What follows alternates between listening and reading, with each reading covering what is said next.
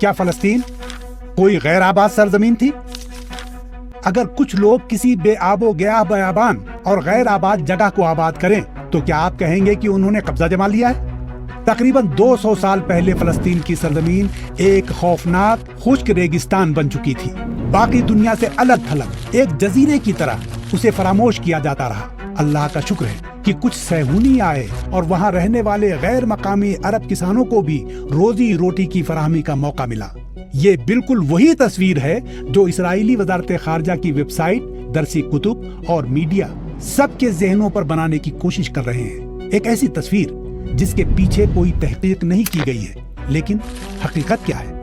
تاریخ بتاتی ہے کہ اس وقت فلسطین نہ صرف ایک ویران اور محصور جزیرہ نہ تھا، بلکہ اس نے جدیدیت کے طور طریقے بھی اپنا لیے تھے۔ فلسطین کے 18ویں صدی کے مسلمان حکمراں ظاہر العمر نے حیفا، تبریاس اور عکا جیسے شہروں کو جدید بنانے کے لیے سخت محنت کی۔ یورپ کے ساتھ تجارت کی وجہ سے بندرگاہوں اور شہروں کا ساحلی نیٹ ورک تیزی سے ترقی کی راہوں پر گامزن تھا۔ اعداد و شمار سے پتہ چلتا ہے کہ اس دور کی زرعی صنعت نے اپنی نصف ملین کی آبادی کی ضروریات پوری کی، جو کہ 19ویں صدی کے ابتدائی دور کے لیے قابل غور اعداد و شمار ہے۔ فلسطین کوئی غیر آباد سرزمین نہیں تھی، بلکہ مشرقی بحیرہ روم کی پر رونق اور خوشحال دنیا کا حصہ تھی۔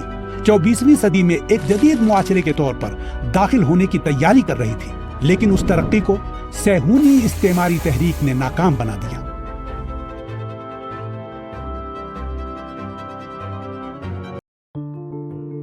فلسطینیوں نے اپنی زمین خود بیچی ہے۔ کیا فلسطینیوں نے اپنی زمین خود فروخت نہیں کی؟ ہمارے پاس تاریخی دستاویز بھی ہیں کہ یہودیوں نے فلسطینیوں کی زمین خریدی تھی۔ دوسری طرف فلسطینیوں نے اپنی زمینیں مہنگی قیمت میں بیچی ہیں اور پھر اپنے پیسوں سے عیش و نوش بھی کیا ہے۔ اب جب کہ ان کے پیسے ختم ہو چکے ہیں، وہ اپنی زمینیں بیچنے پر پچھتا رہے ہیں۔ لیکن بہتر ہوگا کہ آپ بھی جانیں وہ زمینوں کا رقبہ جو برطانیہ جیسی حکومتوں کے دباؤ اور ہزاروں دھوکے اور فریب کے ساتھ خریدی گئی تھی، فلسطین کے کل علاقے کا صرف 7% ہے۔ اس میں بھی دھوکہ دہی کے مختلف طریقے بھی استعمال کیے گئے، جیسے کہ نمبر 1، برطانوی حکومت کے نمائندے کے ذریعے بظاہر قانونی طور پر کچھ علاقے ہدیے کے طور پر دیے گئے جب فلسطین ان کے قبضہ قدرت میں تھا۔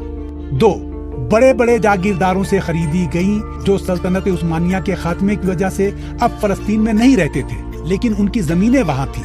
نمبر 3، بہت زیادہ قیمتیں ادا کر کے ان کسانوں کو آمادہ کرنا جو انتہائی مشکل معاشی حالات میں تھے، لیکن جب فلسطینیوں کو صہیونی غلط منصوبوں کی بھنک لگی تو اپنی زمینیں بیچنے کی شدید مخالفت کرنے لگے۔ 1937 میں شائع ہونے والے اخبار الاہرام کے ایک شمارے میں یہ خبر شائع ہوئی۔ یہودیوں کو زمین بیچنے والے ایک ڈیلر کو گولی مار دی گئی۔ لوگ اس سے اتنا ناراض تھے کہ انہوں نے اس کی لاش کو مسجد میں داخل نہیں ہونے دیا اور نہ ہی اسے مسلمانوں کے قبرستان میں دفن کرنے کی اجازت دی گئی۔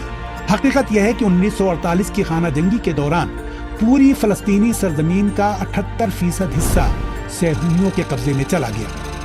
یہ غیر مساوی جنگ تھی جس کا نتیجہ نہ صرف غاصبانہ قبضہ تھا بلکہ 12 لاکھ فلسطینی بھی بے گھر کیے گئے۔